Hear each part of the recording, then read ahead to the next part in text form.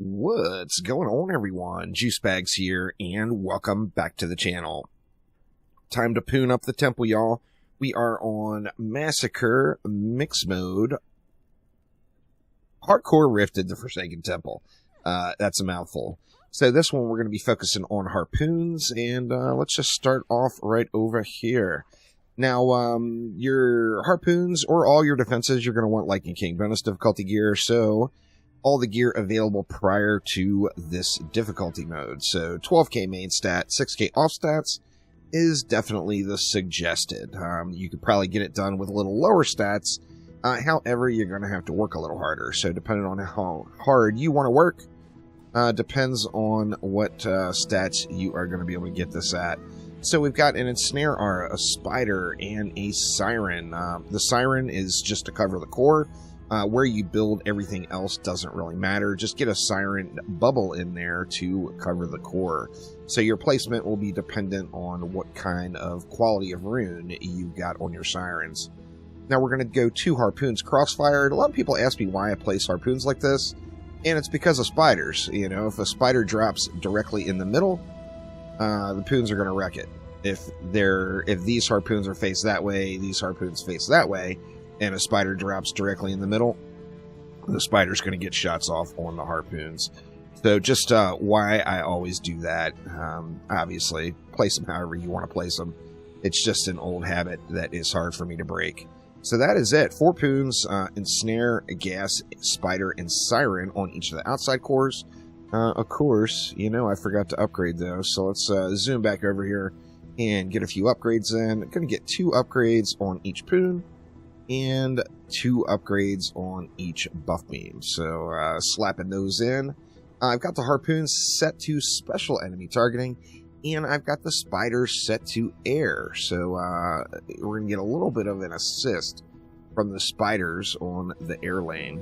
Let's do the exact same thing over here. We're going to go with an Ensnare. You know what? I forgot gas traps. Or no, I didn't. There's a gas trap over there.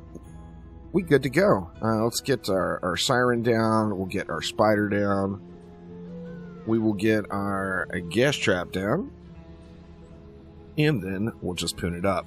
Once again, doesn't matter where you're placing the Poons. Just get them inside the bubble so an Ogre can't slap them with a Kobold from range, and you should be good to go.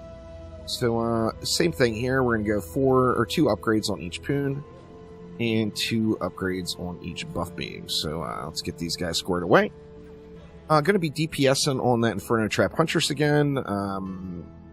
Not fine-tuned at all, just using a Dragoon, Propeller Cat, and the rune for the Huntress. So Dragoon, of course, is going to come from the summit, Prop Cat from Alk Labs, and then your Focus Fire rune will come from Lava Mines or anywhere else in the Act. And let's get our buff beam upgrades in. That's going to leave me 52. So nice, big, fat, generous amount of DU to throw in on the center core. So let's go ahead and head on over here. This one we're actually going to really overkill because although Harpoons do wonderful on this map, this area gets super congested, and we don't want the Harpoons getting any sort of confusion whatsoever in there. So we got our Ensnare down, we got a gas trap down. We are going to need a Siren bubble.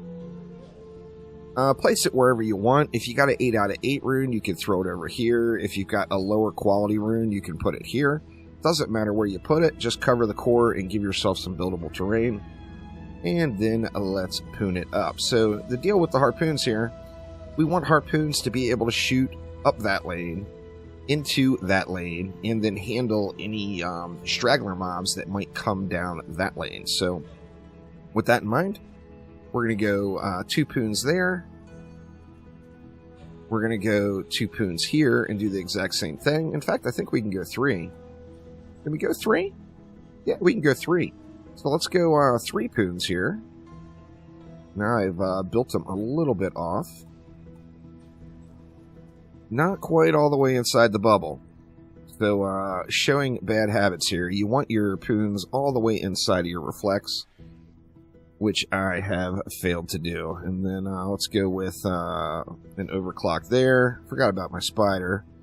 We'll go with an overclock here, and then we're going to go with an overclock here and get our spider on there. So same thing here. You know, you go 2 poons per lane, you can put down multiple more spiders. It's pretty tempting to do because spiders are just incredibly good. So spiders are really going to help to save the day on this map. Of course, they put the debuff for the damage increase on enemies, but additionally, they have a very nice stacking slow. Just going to spam the rest of the upgrades in over here. No real preference on where they're going. And let it fly here. Now remember, mixed mode is mixed lanes. So the lane schedules or mobs that roll out are going to be different every time. Meaning you could have a different experience every time. It's something that in a lot of mixed mode maps in the games we kind of completely ignore. This particular map, though, you can have a build do incredibly well, then run the exact same build again and just get face rolled in one wave. And it's because of the variations of the lanes in mixed mode, and that is what's going to do it for you. Now, Harpoons are kind of arguably one of the best defenses for this map. They just do incredibly well. Harpoons do absolutely great, and there is the price you pay for letting your Harpoon hang out the back side. So, don't do the bad habits, y'all. Yeah, my Harpoon just died. Alright, so I'm going to have to fix these and get them on the inside lane. Bad habits equals bad results, as you see. But, yeah. Let's just spray them down here, see if we can't get through this wave. And then we'll get these poons rebuilt and a little better squared away. Sadly, that is a bunch of upgrade mana lost, which is quite unfortunate. Speaking, let's grab a little bit and get a repair on these guys. There we go. And just continue to spray it down. This map does take a little while to run, y'all. It takes a little while to run, so we will fix the poons, and then we'll skip Wave 24, just so you all don't have to watch me jump up and down and spin around here. Jumping and spinning while holding down left click seems like a good way to get through the map here. Alright, so let's fix our Harpoon-related tragedy here. Let's grab a little bit of mana and get this squared away. So, as I was mentioning, your poons have got to be inside of your bubble. There will be ogres throwing snowballs at them, and you just got to get it in there. So what are we going to do?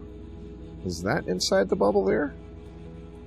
Actually, looks like that is a little better placement, though. So that one is right inside the bubble there. Should be okay now. Let's get our reflect beam back. And just because I blew everything here, let's just go ahead and spam the mana in and do a quick loop. Now, I don't think there's really an upgrade priority on this one. If I would say there's an upgrade priority, I would probably say upgrade the outside lanes. So if the outside lanes are upgraded, you could have a little bit smoother experience with not having to sweat the outside lanes. Now, and additionally, that also means that as you're doing the loop on the boss fight, the outside lanes are more likely to be more clear. So if you got, you know, the poons are pooning out here, then your chances of having a good experience kind of go up substantially. Now, let's just throw a few more ups in. We'll get one up on that spider just because why not? And then just let it fly here. So let's go ahead and skip on forward now to Wave 25. And I am just going to dance on the core here until we get to that point. Alright, and here we go into Wave 25. Let's gather up some mana here and see if we can't get things all nice and upgraded. I'm going to stick with the same thing. Just going to upgrade the outside lanes here. Pretty much when I'm making my loop, I don't want any travesties. So playing on a super squishy Builder Huntress here, and I want to make sure stuff is cleared. So I'm going to get just one more round of upgrades on all of the stuff on the outside lanes. Any leftover juice, I will just dump into the middle, just to get that area powered up just a touch. But let's go ahead and throw one more upgrade on every poon and every buff beam. I got 1100 left, so we'll take that and dump it in here. Now, with any mana I collect through this next wave, you know, I can dump it into this center lane. But basically just kind of chilling and blasting here, just shooting at stuff. So this map, I know you all are probably tired of hearing me complain about it, but it just runs so damn slow. Of course, the answer to that is going to be spawn camp builds, or if we can build a little bit closer down the lanes somewhere. As soon as we get some nice builds figured out for that, I will get them posted on the channel. But with the large number of enemies having a long way to walk, it just means it's going to take a long time to run. So, kind of the nature of the beast on this one. I'm assuming everyone has watched my other tips and tricks videos, or my other build videos for this map. If not, remember, you're going to want to be in Lycan King bonus difficulty gear. I've had people tell me that they're getting it done with the other two builds I posted in lower quality gear. However, I would suggest that you're at least 12,000 main stat, 6k off stats, which is going to be super, super easy to achieve just by doing Lycan King bonus difficulties. And then additionally, remember the boss has a melee slam, so you don't want to build anything or stand over in this area below the stairs. These stairs right here, all the way around the map, are the range of that melee slam. So you want to make sure to stay out of that area. Of course, as the boss cycles and goes to different places, then of course you're free. You know, if the boss is over at that pad, then of course you can stand here and spray down all day. But when the boss is right in front of you, don't let him slap you, particularly if you're on a super squishy huntress. Additionally, boss fight, so it's a prime spot for an empowerment shrine. If I was to use an empowerment shrine here, what I probably would do is, what would I do? I'd probably get rid of this spider, maybe. As I feel like this area is pretty solid with all these DSTs. Or pardon me, all these harpoons. Listen to me. If you got rid of this spider, you could throw down an empowerment shrine and get yourself a little damage buff on the boss. That's probably what I would do. I would leave the spiders at the outside lanes. Of course, if you're playing in a group, then somebody can be parked at each core, and you don't have to worry about the outside lanes as much. But one downside of this being a big, heavily congested area here is you're going to find yourself not paying attention to what's going on over at those cores quite frequently.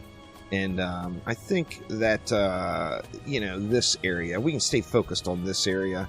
It should lead to some happy times.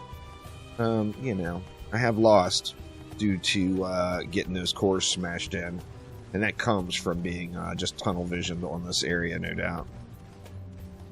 I'm going to go ahead and snag a little bit of mana. I'm not going to really sweat grabbing too much of it, but I am going to grab a little bit as the wave is closing out here, just so I can slap a few upgrades in. And see what we can do here. Hopefully we can get a nice clean boss kill. Since this is a builder huntress, it's usually taking me 4 cycles. Of course you can get it done way quicker on a dedicated DPS character, which this huntress is not. I do feel like, although you can use a melee character on this map, I just feel like this boss is just kind of designed to be killed by range. I don't know. The knockback, the melee range knockback that the boss has, etc., it can be quite irritating for a melee character. And there would be nothing worse than having to build out an entire DPS set for your Squire example to avoid knockback just for one boss. So, I mean, that's always an option. Stability is the stat you would want to remove knockback. I personally don't use it. I know a lot of people do, but on my melee Squire, I generally just ignore stability altogether and just do all the slapping myself. Looks like we got a stuck spider up there, and the boss is finally here. We got 2,700, so let's just slap it down here. Where are we gonna put it? And it's spent. So, like I said, don't go on the platform, particularly if you're on a glass cannon like I am. You're gonna get squished. Don't get squished, y'all. Getting squished is unhappy times. I try to pop my boost when I'm at about like 2 seconds there. That way it's good to go when the boss is here. And then I'm a firm believer in jumping over these boss projectiles, as it just seems way, way easier to deal with them. Get as much damage we can on the boss, and then I keep mentioning it in all these videos, but I do think it is in everyone's best interest when going around and killing the temple guardians to take the same path every time. So I personally always start here and I go around the map clockwise. You pick your route. What route you take doesn't matter. Just take the same route over and over again. That way you get used to what's there. You know what enemies are coming. You know what enemies are going to be there. You know about where the temple guardians are going to be when you get to that point. And, you know, practice makes perfect, y'all. So you do it the same way every time. You're going to have a much better time, or not much better chance of success. And we just got one left in the mid.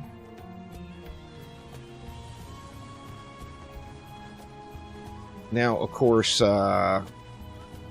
we can go out on the platform now, since the boss is over at another area. Now we got our second cycle in. You can cycle him really, really quick. He doesn't have any sort of damage resistance or anything like that, so you're full on DPS. Smashing, smashing, smashing. And we are back on Temple Guardian duty here. We got one down. I usually do help just spray into copter ogres if I see them. I don't go out of my way to shoot them. But if they're directly in front of me, I just don't see any harm at aiming up and shooting at them as we're making our way through. Get my buff reset here.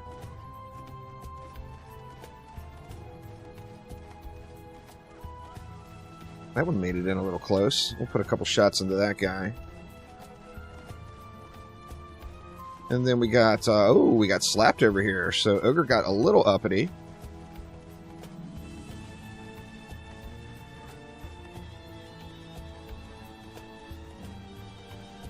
Hopefully we're able to hold through this no problem. I think the only worry I will have is a Copter Ogre. So hopefully we don't get another Copter Ogre on that side getting too uppity. Or it could have some problems. But see if we can't get this guy closed out. Alright, we got one down.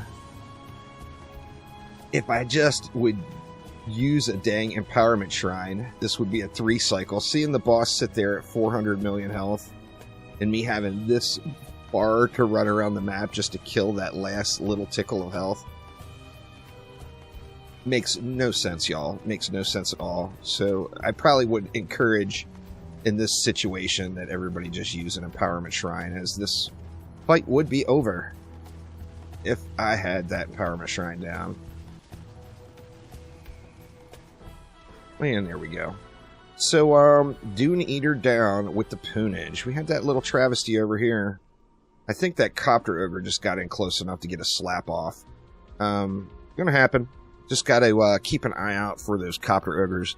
Like I said, I don't really go out of my way to kill them, and if they're directly in my line of sight, I will help out my defenses a little bit. But let's take a look and see what we got here. We got a Fused Zephyr. Sadly, we got the wrong polearm as Supreme, so that is no good. And we got a mediocre boss weapon here. That Zephyr is not terrible. I'll probably keep it around for later. But that will do it for now. That is Harpoons on the Temple. So thank you all so much for watching, and I will see you next time around. Take it easy.